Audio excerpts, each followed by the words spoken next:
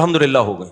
پہلی شادی ہوئی, لڑکی کے جو دلہن کے ابا آئے اور میری والدہ, وہ پنجاب میں تھے, ہم اپنی والدہ کے ساتھ چلے گئے.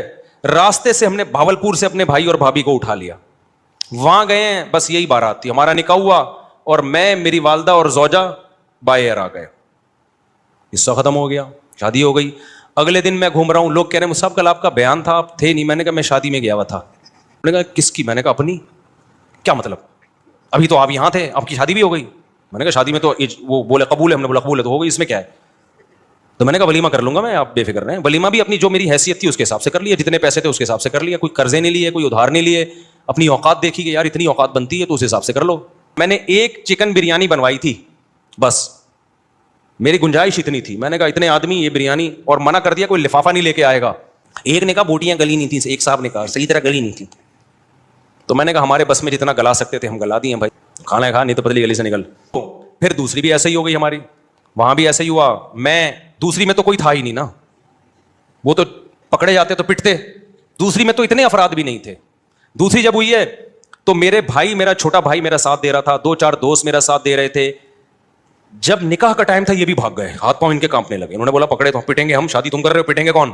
خاندان میں جب پتا چلے گا کون کون تھا تو یہ تھا اور وہ تھا تو ہم بھی پٹیں گے. میں نے 2-4 دوست ادھار لیے, کبھی کہا جاؤ یار وہ لڑکی کے ابا کیا بولیں گے, کوئی کسی کو تو لے کے آنا. تو ہم گئے مسجد میں, ہمارا نکاح ہوا. اب رات کو رخصتی تھی, میں نے گھر سے شارٹ ہونا تھا. اماں کو کیا بتاتا کہاں جا رہا ہوں, اتفاق سے جمعرات تھی, مدنی مسجد بہترین کام آتی ہے ایسے موقع پہ. ایک کمرے کا میں نے گھر لیا تھا, میری اوقات یہی تھی بھائی, اس سے زیادہ میری اوقات تھی نہیں. ایک کمرے کا گھر میں نے رینٹ پہ لیا, اس میں ایک کچن ایک واش روم, 2500 اس کا کرایہ تھا. میں نے بتا دیا سسرال کو فی الحال میری یہی اوقات ہے بھائی, اگر آپ نے بھیجنا ہے تو اسی میں رہ لیں, جب اللہ تھوڑا آمدن اچھی کر دے گا تو ذرا اچھا گھر لے لیں گے. ان کو بھی اللہ نے شعور دیا تھا, انہوں نے کہا بھائی اچھا رشتہ, ان کے خیال میں اچھا رشتہ تھا, چلو بھائی اللہ مدد, توکل کیا اللہ پہ, تو ہماری شادی ہو گئی. جیسے جیسے بچے ہوتے گئے اللہ تعالیٰ مالی وسعت بھی دیتا چلا جاتا ہے. دیکھو ایک بہترین مثال دوں آپ کو, جہاں درخت زیادہ ہوتے ہیں نا بارشیں وہیں ہوتی ہیں. کیا خیال ہے؟ درخت کھینچتے ہیں بادلوں کو. پھر ہم نے تیسری بھی اسی طرح کر لی.